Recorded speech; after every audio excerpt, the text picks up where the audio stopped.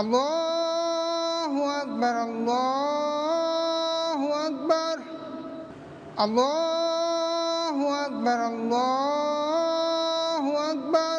দীর্ঘ এক যুগেরও অধিক সময় পর এভাবেই মাইক থেকে আজানের শব্দ ভেসে আসছে ঢাকা বিশ্ববিদ্যালয়ের স্যার সলিমুল্লাহ মুসলিম হলের মসজিদ থেকে।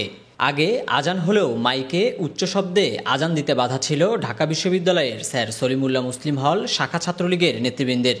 সে কারণে দীর্ঘ কয়েক বছর আগে মসজিদের মাইক নষ্ট হলেও সে মাইক ঠিক করা কিংবা মসজিদের নতুন মাইকের ব্যবস্থা করতে সদিচ্ছার অভাব ছিল হল প্রশাসনের। দুই একজন হয়তো তৎকালীন সময়ের হয়তো নেতা হয়তো ব্যাপারটা তারা এরকম বলেছেন যে কথাটা আমি যতটুকু ব্যক্তিভাবে শুনেছি যে তারা বলেছেন যে আমরা আসলে মাইক লাগানোর আর দরকার নেই, অনেকে হয়তো তারা সময় দেখে বা ঘড়ি দেখে এসে তারা নামাজ আদায় করবে। তারা বলতো যে 2002 সাল থেকে আমাদের হলে আজান চলতো, মানে মাইক ছিল, কিন্তু এরপরে হঠাৎ করে অজ্ঞাত কোনো কারণে হলে মাইকে আজান হয় না এবং ঘরোয়াভাবে হলে আজান দেওয়া হতো। মূলত আমরা বিগত 16 বছর ধরে দেখতেছি যে আমাদের ফ্যাসিস্ট সরকারের কর্মীরা, পেটোয়া বাহিনী, ছাত্রলীগ, ঠিক আছে, তারাই আসলে হলের এতদিন প্রভাব বিস্তার করে গেছে। হলে থাকা সাধারণ শিক্ষার্থীদের বক্তব্য, হলে নামাজ পড়ায় কোনো বাধা না দিলেও মাইকে আজানের উচ্চ শব্দে হল ছাত্রলীগের নেতাদের ঘুম ভেঙে যাবে, তাই মাইক ব্যতীত মসজিদের বারান্দায় খালি গলায় আজান দিতে হতো। সামাজিক যোগাযোগ মাধ্যম ফেসবুকের একটি পোস্টে নিজের মন্তব্যে এমন কথা বলেন হলের সাবেক এক শিক্ষার্থী। এমনকি মুসলিম ধর্ম অনুযায়ী হাতে হাত মিলিয়ে মুসাফা করা সহ অন্যান্য সুন্নত পালন করতেও শিক্ষার্থীদেরকে বাধা প্রদান করত হলের ছাত্রলীগ কর্মীরা। ছাত্রলীগ নেতারা নাকি এসব সুন্নত পালনকে ভালো চোখে দেখতেন না। বার্তাবাজারের কাছে এমন অভিযোগ করেছেন নাম প্রকাশে অনিচ্ছুক হল ছাত্রলীগের সাবেক এক নেতা। ছাত্রলীগ এটা নাকি একজন নেতার ঘুম ভাঙবে বলে মাইকটা নাকি উঠে গেছিল। 90% স্টুডেন্ট মনে করতেছে যে এরকম বাধার শিকার হয়েছে, কিন্তু এটার লিগ্যাল কোনো গ্রাউন্ড নাই, লিগ্যাল কোনো ডকুমেন্ট নাই। কিন্তু আসলে ভাই কিছু কিছু জিনিস আছে যেখানে আসলে লিগ্যাল ডকুমেন্টের প্রয়োজন হয় না, যেরকম আমাদের গেস্ট রুম কালচার, আমাদের গণরুম কালচার বা আমাদের নিয়মিত যে প্রোগ্রাম করানো হতো সেই বিষয়গুলো কিন্তু মানে লিগ্যালি কোনো স্টেটমেন্টের মাধ্যমে আমাদেরকে কিন্তু মানে কাজগুলো করানো হতো না, আমরা বাধ্য হতাম। এর আগে গত 5ই আগস্ট আওয়ামী লীগ সরকারের পতন হলে পদত্যাগ করেন সলিমুল্লাহ মুসলিম হল সহ অন্য হলগুলোর দায়িত্বে থাকা প্রভোস্টরা।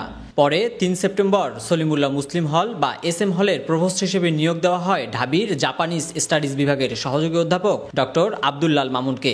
তিনি হলের দায়িত্ব নেয়ার পরেই SM হলের মসজিদে মাইক লাগানোর ব্যবস্থা করেন। এরপর থেকে আবারও 5 ওয়াক্ত নামাজের পূর্বে মাইকে মুখরিত কণ্ঠে ভেসে আসছে আজানের ধ্বনি।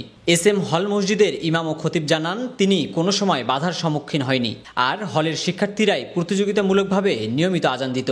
সে কারণে মাইকে আজানের বিষয়ে কোনো বাধা ছিল কিনা তা তার জানা নেই। তবে মাইকে আজানে বাধা দেওয়া কিংবা না দেওয়ার বিষয়ে তিনি কোনো গণমাধ্যমকে আনুষ্ঠানিক বক্তব্য না দিলেও একাধিক গণমাধ্যম তার নাম ব্যবহার করে বক্তব্য প্রকাশ করছে। এমনকি প্রকাশিত তার সেই বক্তব্য সম্প্রতি আওয়ামী লীগ তাদের অফিসিয়াল ভেরিফাইড ফেসবুক পেজে প্রচার করেছেন।